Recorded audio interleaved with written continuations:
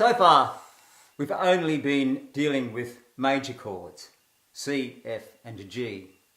But if you're going to be using chordal accompaniment for your songs, there's a couple of other chord types that you will be using, and they are seventh chords and minor chords.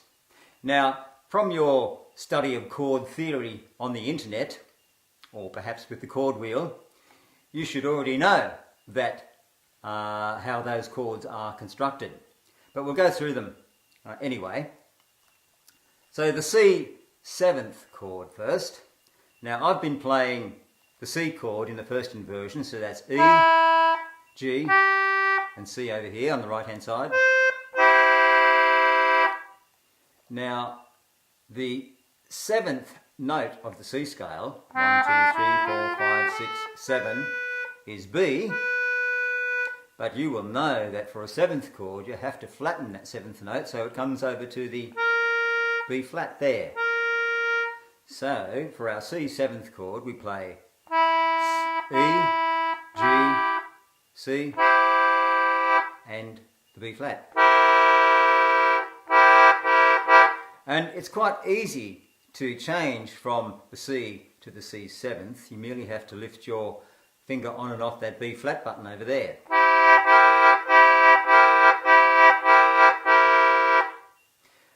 What about the F minor chord?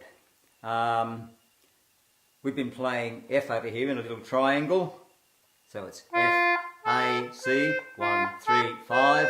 Now for the minor chords, you will know that you have to flatten the third note. So we've got to flatten the A from A to A flat. So there's our F minor there. And it's quite easy to change from F major to F minor. Just have to move your index finger over. What about the G seventh chord?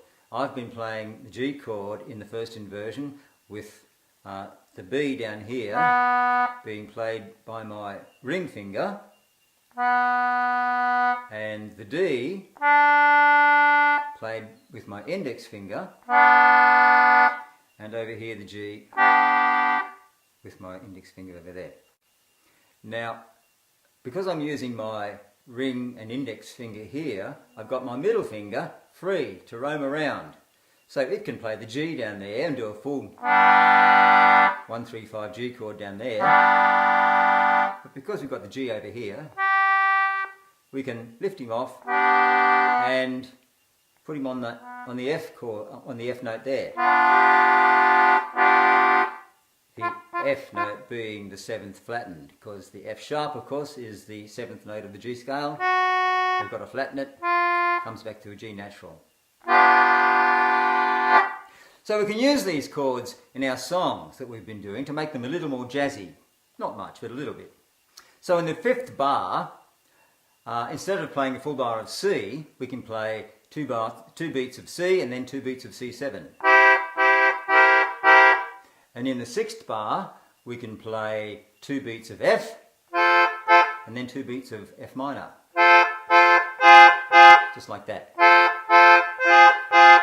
And then the seventh bar, we can go back to our C and then 2 beats of G7 and then back to our C. So it sounds like this. Oh, when the saints go marching in, oh, when the saints go marching in, oh, what I wanna be in that number, when the saints go marching in. So you see, you can play around with different chords, or parts of chords, to make your songs more interesting. I guess the main rule is that it has to sound okay. That's the main rule.